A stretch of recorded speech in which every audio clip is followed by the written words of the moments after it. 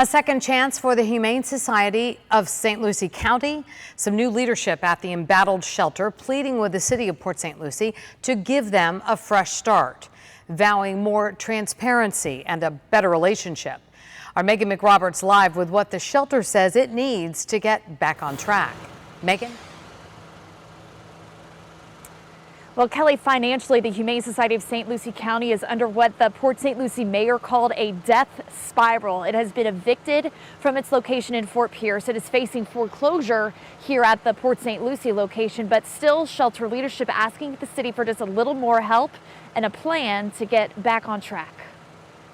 Less than 2 months since the city of Port St. Lucie ended its contract with the Humane Society of St. Lucie County. It was a very huge step today. Port St. Lucie city commissioners considering going back into business with the shelter, now under new leadership, but still struggling with finances. I think there's hope for the Humane Society of St. Lucie County again. The shelter's new chair, Melissa McInturf, asking for the city to give the shelter $150,000. All board members would resign and be replaced by a board appointed by city council. And for 2 years, city staff would get to oversee Humane Society finances.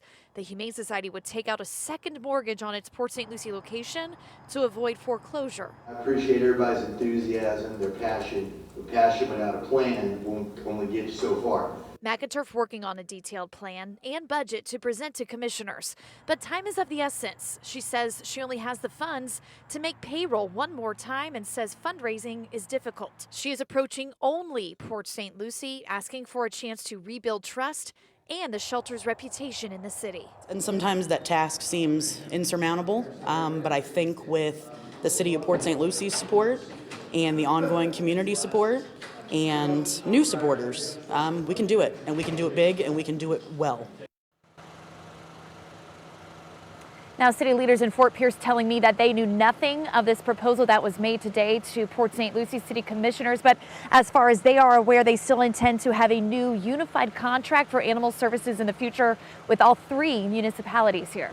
Reporting live in Port St. Lucie, I'm Megan McRoberts, WPTV News Channel 5.